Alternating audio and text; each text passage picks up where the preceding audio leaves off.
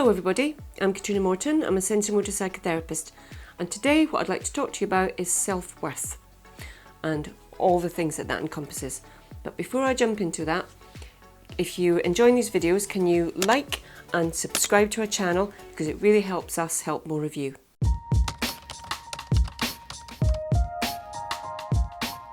An awful lot of people that come to see me really struggle with self-worth. I mean, they have a very, very low opinion of themselves. Even the suggestion that they might want to believe that they're worth something can make them feel physically sick and just make them feel like they want to disappear. For a lot of the people that I work with, their self-worth has been eroded to such a degree that they almost apologise for themselves before they even enter the room. And you know, when I say to people, does it feel like you're apologising for just being there, for breathing the air that could be better breathed by someone else, for taking up the space? It's like, oh, absolutely. For those people, they feel like not only do they not have a high value, but they don't even have a right to be there. And those things have come through experiences, the things that have happened to us, the consistent messages that we've been given growing up. If we've been made to feel like we're not welcome, we're in the way, we're too much, we're something negative, then we really take that in and we really believe it. And we always have this sense that other people have all the rights and all the value and we don't have any of it. And self-worth, it weaves its way through every bit of fabric of our life. It has an impact on just about everything we do. If we feel like we have to apologise for ourselves all the time, if we really believe that people find us offensive and irritating and don't even want to look at us, it makes just going out and being around people really, really difficult.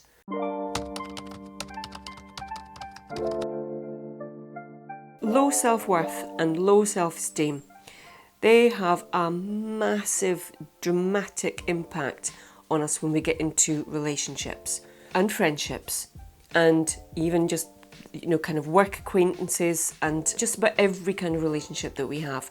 Because if we have no value, then it's almost impossible for us to have needs, fulfill those needs, have a boundary around those things. We will always feel like other people deserve more than us. And we can get really lost in relationships because others are more important and we put them before ourselves and we become almost invisible. If we don't value ourselves, then it's a very big ask to expect somebody else to put a value on us. And if we are consistently undervaluing ourselves and having that really, really low self-worth, then it makes it very easy for somebody to take all that space. We become the ones that just do all the looking after, all the attending to. Everything is about pleasing this other person, and we just become more and more invisible. We might be a little bit resentful about it, but that's what lies at the bottom of it. And it's very easy to get trodden on, walked over, not really taken into account for things, and to just feel like we're invisible. And it just goes on and on and on. For some people, it's a really useful practice to have mantras and have self-affirmations that we say every morning. That works for some people. It really does. I'm not knocking that. But for the people I meet and that I'm working with, they haven't even got often the beginnings of that. And to be able to just even say those things would sound so far away from how they feel about themselves that we have to find a starting place that's possible.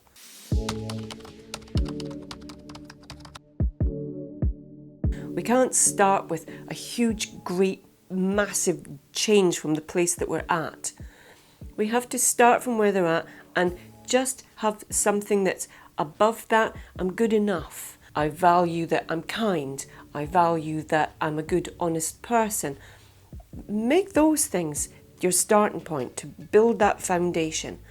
Because if we can then believe those things, then it makes it much easier to hold them as a solid thing, to have something of ours that we really have a value for and we give it some importance.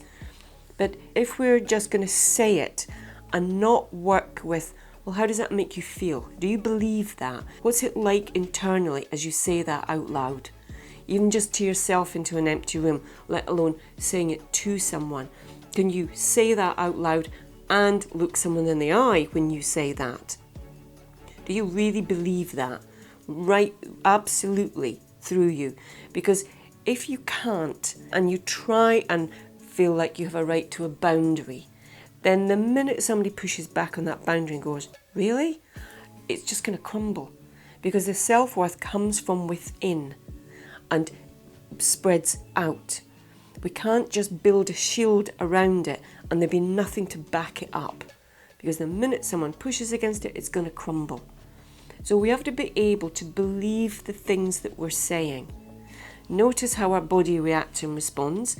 If it feels like it's starting to just turn in on itself, crumple, if your core kind of collapses a little bit, then it's really going to be difficult. Your words and the way that your body looks and feels, they're not going to match. They have to be able to match so that we just exude that confidence, that statement that I believe about myself. People get it. It's because we embody the whole thing of it.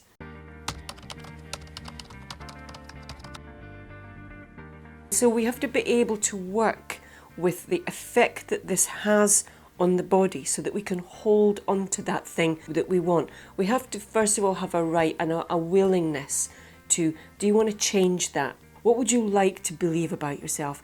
What would you like to feel about yourself? Because, not everybody wants to be super, super confident, but to just feel like I don't have to apologise for myself. I want to believe that I deserve better. Fantastic. You want to believe that you deserve better. And so thinking of a negative situation that you've been in recently, just think about how did that make you feel? When you look at that now, how does that make you feel?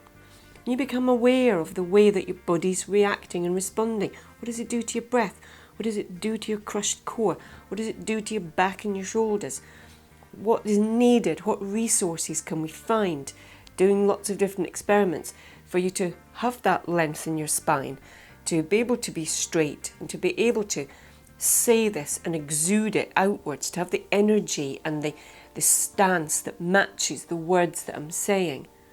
That way, if we're going to have a boundary, we almost don't need to say it because people get it. It's like they get that you're not going to be talked down to, that you're not going to be treated like that. But we have to be able to build those layers up of knowing what we want to believe about ourselves and believing it and feeling solid within that.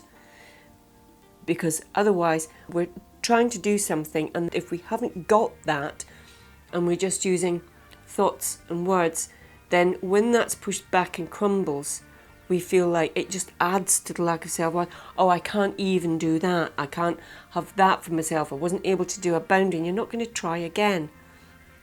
And so we have to be able to have these tools, but recognise first of all, knowing what you're up against. What does saying that out loud, thinking that, daring to believe that you have importance, that you have a value, that people want to be around you, people like you. What's it like when you hear that back or you think that? You've got to be able to track and notice how your body disagrees with that, or the impact it has if it wants to turn away, shrink, be avoidant. That way, when we then go out and we're in the world, instead of being apologetic, it's like, I have a right to be here, I have a right to take up this space, and we can practice it internally as we're walking around with it, to just really have that reinforced.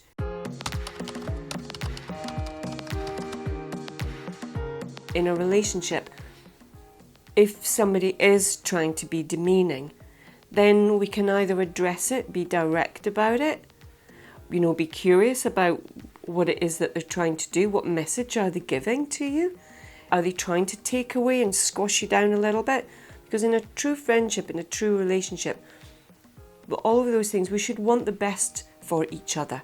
We should want our friends and the people that we're in a relationship to be as good as they can possibly be. If that makes us feel threatened, then we need to work on ourselves and have a good, honest conversation with ourselves if that makes us feel threatened. Because we should want the best. If someone is always trying to just chip away at that, take it down, then sometimes when we can have real awareness of that, try and tackle it and it still doesn't change, then maybe it's time to reconsider those friendships, that relationship. If that person isn't prepared to value your self-worth, to be able to validate you and not want to put you down and make you less than, then that's not going to be a good long-term thing, because our self-worth can be eroded. If people chip away at it enough, it can erode it, or it can just make it feel like a constant battle of trying to be heard and trying to be seen, trying to be visible and relevant. If you're experiencing that, then, when you look at it through the lens of my self-worth and what impact someone else is having on that, then it can give us a really good kind of bird's eye observation view of what's going on, and how much do we put up with and how much do we walk away from, because those are decisions that only we can make from ourselves about how this is actually making me feel, the effect that this is having on me. When we can have that really good, honest, observing conversation and look at ourselves and our relationships, it can be very revealing. People should always want the best for us. So I hope that's been helpful, useful, interesting. If you're enjoying these videos, then please give us a like and subscribe to our channel. And any comments you've got, send them in. We love getting them. And I'll look forward to seeing you again very soon. Okay, bye.